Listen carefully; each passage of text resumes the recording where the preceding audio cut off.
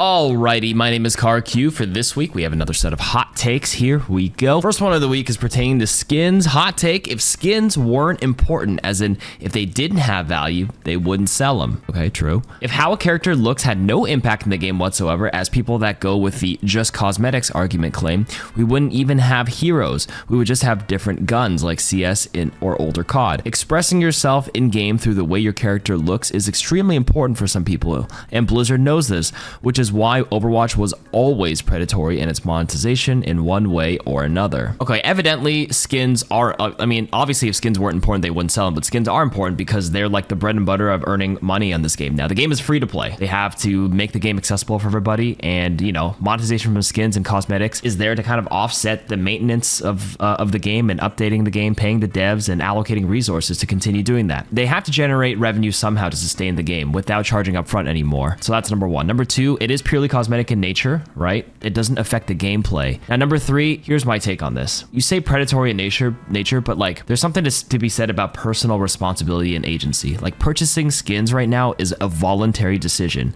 Players are not required to buy any cosmetics to enjoy the gameplay aspect itself. The system does not force players to engage with it, right? Maybe in the beginning of the season it says, oh, here's the battle pass or whatever, but like some mobile games I open, it's always promoting their shop. Like you have to tap through like 10 screens before you can actually play the game. All the essential gameplay elements are accessible now without payment. Previously, could be said differently. Of course, early on, I'm criticized the fact that the heroes were locked behind the battle pass and you had to play, which I was not a fan of, but now they've corrected that, so there's another step in that direction. And when you say Overwatch was always predatory, I guess like what you're trying to get at is the high pricing of individual skins or bundles or FOMO, right? The fear of missing out. It kind of goes back to the whole individual agency thing. It's kind of like predatory in a way that it could be targeting psychology, but you kind of have to like, there's market comparison. It kind of, their practice aligns with a lot of the broader industry. And I'm not like saying I'm a fan of it, but it's kind of there. This is like, if they have something to sell, they need to earn revenue. Like they're going to push until it looks like it hits a line where like they're no longer making a profit that seems reasonable for their margins, and then perhaps they would reduce the price in hopes of getting more volume of purchases. Who knows what that line is? There's always this like big corporate argument where it's like, you increase the price, you have less people buying, but it generates more raw revenue as opposed to lowering the price for a more accessible value, like a $5 skin, and having more people buy it. Evidently, and because the price has pretty much been the same at 1,900 coins, I assume this line is working for them where it's like the medium ground where they're earning enough revenue with enough people buying the damn skins. Hopefully they're allocating the money that we're putting into the game into the right resources and hiring the right talent and people to keep progressing the game. But that's an argument for a different day. Hot take: there's not enough tanks that actually protect their team. Every tank feels like you throw if you focus on peeling or protecting like Rhine, and to a lesser extent Sigma. I feel like every time I play a hero like D.Va, Junker Queen, Winston, sometimes Orisa, I'm just high-fiving the enemy to go attack my backline as I go mess with their backline. Overwatch 2 really lacks a lot of main anchor tanks that Overwatch 1 had. Just feels like I can never truly protect my everyone unless I play Rhine. There is something to be said about the solo tank argument that like they had to add a lot more lethality to the tank role, and because a lot of the tanks have way higher lethality because there's only one of them, a lot of the strat is less about protecting your team and more about drawing attention and trying to like threaten enemies backline. Like if they don't send 2 or 3 people after you, that's how you generate space. If they don't send 2 or 3 people after you, you just 1v1 like any 250 HP hero easily, right? So like that's how you tank in the 5v5 aspect. It's not really the protector role, and that was more evident, and that playstyle worked better in 6v6 because tanks didn't have as much HP. Not a lot of them could specifically duel a lot of the characters 1v1, and you had to play off of each other a little bit. So obviously I played both versions of the game for very long. I do think 6v6 emphasized a lot more teamwork, and 5v5 is a lot scrappier and sometimes a bit more deathmatchy feeling at a lot of times. I agree. Not a lot of tanks do that whole protector role, right? Not a lot of them come with barriers. Like the new tank Hazard is definitely like a go in, engage, and punish enemies versus like peeling back. The peel style is kind of left for the supports to do, and the tank definition is less about protecting the team but more about just generating threat. You don't have to like generate threat and draw attention by just protecting your team. You can do it by going into the back line. So yeah, that definition has gone to the support role. Hot take: I feel like Overwatch is missing a standard protagonist guy character. I guess one could say Genji, but he's more the edgy counterpart for me, and Lucio is more the I'll do justice my own way. I think it'd be cool to have a 25-year-old straight up good guy. I think that's been overplayed a lot, and I think having Tracer as the main poster girl was kind of a nice refreshing change 8 years ago when the game came out. A female lead. They're definitely missing the, a standard vanilla protagonist guy, but like that's kind of just not interesting to me anymore. And I feel like they don't need a main protagonist. Overwatch is definitely more of a collective unit. Like, it's a whole team of Overwatch. They don't really need that poster girl. For the longest time, it's been Tracer in the story, but like in gameplay wise, the poster girl is definitely moved to the person that sells the most skins. But you're not wrong, it is missing it, but I don't think it's necessary. That's all. Hot take: when Orisa was given 0 fall-off damage to her primary fire, ooh, I remember this. It was because the balancing team at the time didn't know how to deal with snipers rolling lobbies. Kind of like when they gave Cassidy damage reduction as a roller ult to deal with Tracer Bomb. Hard to say that was the exact reason, but it could be one of them to help deal with them. It gave Orisa like some sort of threat to, like, you know, actually threaten the sniper, especially if they stand still, mostly Widowmakers. But it actually just made Orisa incredibly lethal at the mid-range, because hitting a cross-map spear is harder, but at mid-range, I mean, snipers aren't generally playing mid-range. Like, the problematic ones are Widowmaker. The problematic one is only Widow. Those play at mid-range, and having no fall-off meant like a spear at mid-range into a wall into follow-up primary would kill anything at the time. Back when they had 200 HP. Now that everybody is at 250 and Orisa's numbers are pretty much the same, they could technically bring that back, but I don't think anybody wants to see Orisa buffs at this point. She's already pretty good on her own right, especially because armor is better than it used to be. Hot take: the reason why Blizzard doesn't care much about the complaints from the community is because a large portion of the player base just don't care enough to speak out. A lot of people just play for fun and log off. There's more people playing than complaining. Yeah, I mean, this is not even a hot take. People generally log on to complain rather than people logging on to praise. And there's a majority of players don't care enough to speak up. Sometimes they don't even know what to speak up about. They're incredibly casual. They play for fun, a couple of games with friends, and log off. They're completely disconnected from it. Overwatch is a very accessible game on multiple platforms. Console, it's free to play. It's incredibly easy and casual. And the large player base that, you know, will log onto a forum and complain is definitely beyond casual, in my opinion. There is a true casual, and then there's like the step up where like you like to involve yourself in the game and the community a bit, but you play casually. But because you involve yourself, that's already like a couple steps above. There's that whole player base you're missing in the back that won't say anything. And that's the majority they generally tend to cater to. Hot take: habitually saying GG is toxic. GG comes off as either performative and ingenuine, neutral at best, or as a sarcastic negative at worst. I personally only say GG when I mean it, with the added emphasis of legit GG or actual GG. Like, it's definitely lost its definition, but it's not toxic by nature to say it. Some people can just be a good sport and just say GG. Even if it wasn't a great game, you just say GG as a good sportsmanship thing. You know, at the end of every casual baseball game, like when you're a kid, or basketball, like they literally tell you to go shake each other's hands. Even if you got smoked and people were being mean, you shake hands to nod your head at the opponent and just say, hey, you played well, you played better than us. Even if it wasn't a good game, it's just sportsmanship. Even if you don't feel it's ingenuine, it shows that you're a good sport about it, and I think that's something that's fine to practice, and I don't think that's toxic at all. Hot take: Overwatch content creators like streamers and YouTubers are the voices that strongly sway the emotional responses from the community. Pretty true. Positive voices like Emong and ML7 encourage players to be introspective and enjoy the game for what it is, practice and succeed. Negative voices justify the community to believe the game is dead, bad, broken, unfair, biased, essentially zero accountability for themselves, with their criticism that comes off more so vile than instead of constructive. Overwatch does deserve a lot of criticism, but cynical creators create a toxic community. I don't think this is a hot take. It's true though. The people that, you know, follow an influencer and like to echo what they say will sway proportional emotional responses from the community. You will also find that people tend to watch the people that they feel like they can relate to. So the people who will watch Emong, ML7, or maybe myself, I feel like I criticize the game, but like I try to also encourage people to just be introspective, play, have fun, man. Like, you do you. If you generally like to consume these kinds of content, you're probably the player that will feel like be in this category, and the people that watch the negative content creators are often feeling these kind of feelings as well, and they kind of like echo that sentiment. So people will lean to the direction that they resonate with the most. It just so happens the negative voices tend to be the loudest, because the people who are introspective also can be a bit introspective enough to not, you know, bitch about things in online. So the only voices, if you do tend to go online and read stuff, is the negative stuff. So maybe if you're watching this video and you're just a viber and you just play video games for fun, and sometimes you like to dabble in some KarQ hot takes just to see how the other side likes to think, maybe we should praise Blizzard where they've done well and where they haven't. Number one, Hazard came out. I'll start. Hazard came out. I think his design is great. I thought he was a little plain. Design was a little like boring humanoid at first, but like with the spikes and everything, I think he plays pretty well, and they've done a pretty good job there. What do we criticize right now? No Venture skins, no representation there. Kind of sucks for the Venture players. Don't think that's very good. The toxicity and the false reports and the auto ban system probably needs to be looked at again. There's a lot of false positives there.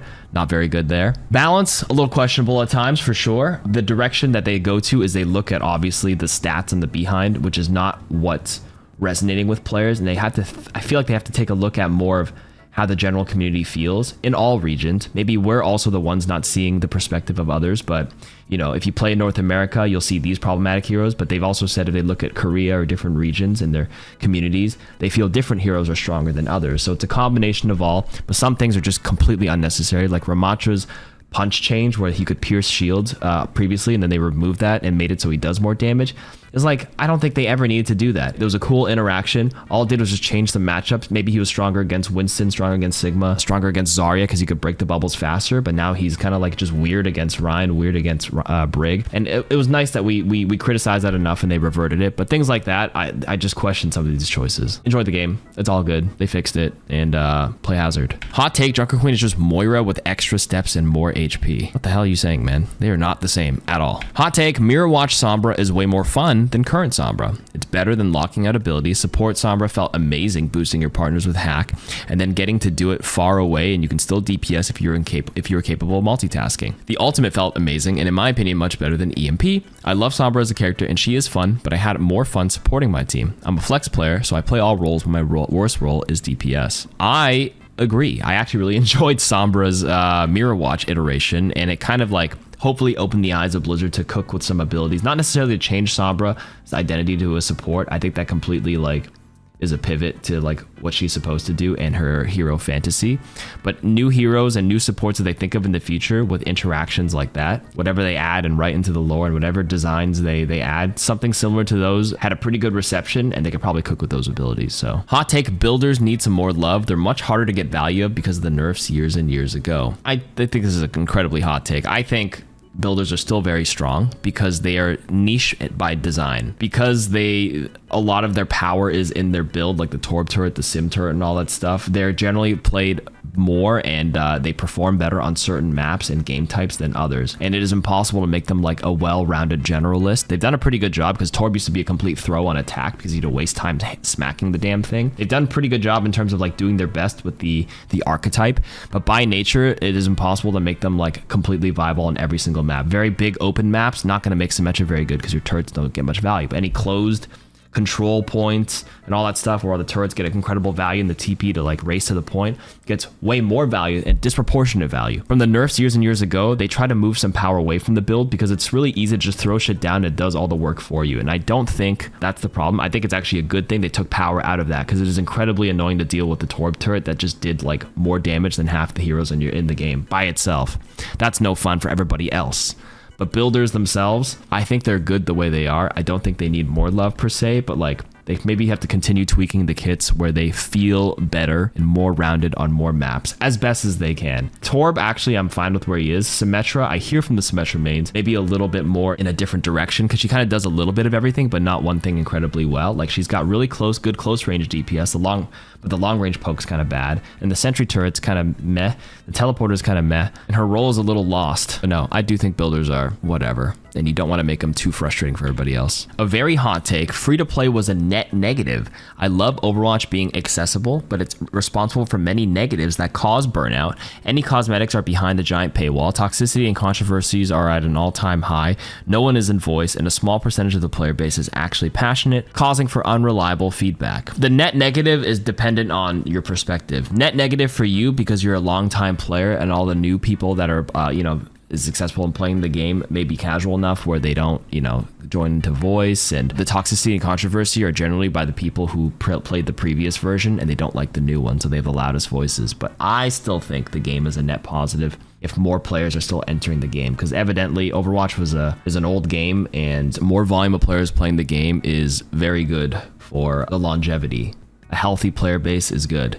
more people, especially if people were leaving, going free to play and getting more people back into the game incentivizes the devs to continue building onto the game and iterating and making a better game. Like, I mean, obviously, if you've been keeping up with any of the new game releases in the last 4 years, you can see how so many companies are trying to like put their foot in the door in the gaming industry and make a long live service game that lasts long with a healthy player base, and it's really hard, and Overwatch has done a pretty good job considering the competition out there. So no, I think this is a hot take. So I do think this is a hot take. Free to play was a net positive all in all. They had to go in that direction eventually. No one was buying $20, $40 copies of the game of Overwatch 1. Free to play model is like the way to go. If you put a paywall up front, nobody's playing your game anymore. You're expecting people to buy Overwatch for $20 or whatever in 2024, a 2016 Overwatch 1 if they never went to Overwatch 2? I don't think so. People didn't want to pay for Concord, anything with the upfront paywall. You're not keeping up with your industry at all. Hot take, Lifeweaver is the most underrated, one of the most underrated, I actually agree with this, and one of the best supports in the game. He's annoying. I don't think he's the best right now. I hear the most common complaint of why he is bad is that he has no synergy with any team comp. I wouldn't say so. I think the argument is his agency and his proactivity, which I always talk about, but we'll keep going. What he lacks in synergy, he makes up for in solid burst and sustainable healing. Solid burst damage, sustained damage if there's slow and sustained shield pressure. Okay, is a better definition of that. Sustainable healing, true, it's reliable. A very oppressive Thorns attack that can disrupt both long-range targets and tanks and shields, as well as contributing to a solid team push.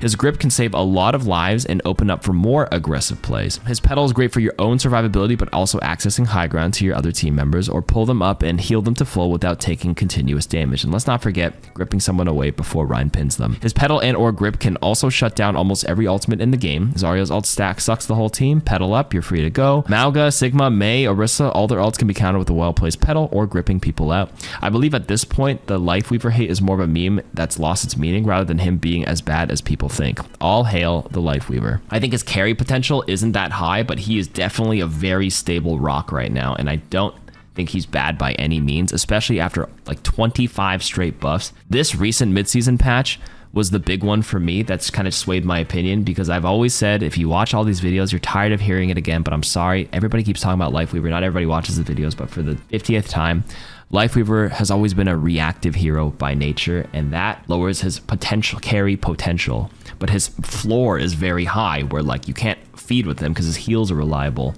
And now with all these buffs in his recent patch, where his Tree of Life keeps that over health for 6 seconds instead of 6.5 seconds instead of 2 seconds after leaving it. Previously, you get the tree buff HP when it heals you and you get over health and you leave, you lose it pretty damn fast. The fact that it lasts 6 seconds now gives you way more room to use your tree proactively, and that's the key piece for me that felt like he was missing. He's a reactive hero by nature, pedaling to react to the enemies using ults, you know, using your life grip to save somebody, using a Tree of Life to save them and heal them instantly or whatever. But now tree can be used proactively, which is what he was missing when you compare it to Juno's ultimate, which is a initiation proactive button, Kiriko Kitsune proactive go button, BAP window go damage through the window, and a nano boost Illari ultimate. All of these are like the solo queue ranked like carry heroes for supports that like make people climb a lot faster if they're good at the hero. And Weaver, he was missing that until the tree is like, you know, sort of starting to accomplish it. It's not an offensive tool, but it's definitely like